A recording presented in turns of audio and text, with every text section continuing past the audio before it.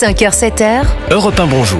La revue de presse internationale à 7h moins le quart sur Europe 1. Nous sommes d'abord en Espagne. Bonjour Nico Salvado. Bonjour. Vous êtes à Madrid pour Europe 1. Qu'avez-vous lu dans la presse espagnole ? Le gouvernement espagnol est prêt à augmenter les impôts pour financer sa défense. Le journal El Economista explique que l'Espagne est le pays de l'OTAN qui doit le plus augmenter son budget militaire. En effet, l'Espagne ne consacre que 1,3% de son PIB pour sa défense. C'est d'ailleurs la contribution la plus basse de tous les pays de l'OTAN, rappelle le pure player neutral. En comparaison, la France y met 2% de son PIB et la Pologne 4%.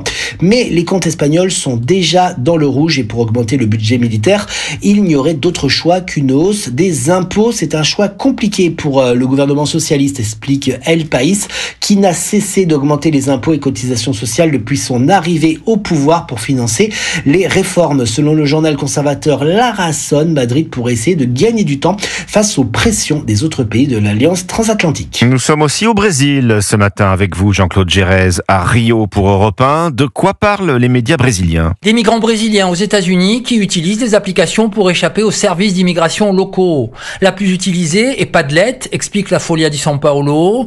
À l'image de l'application Waze utilisée par les automobilistes, Padlet permet de signaler sur une carte et en temps réel la présence de fonctionnaires du service d'immigration des États-Unis.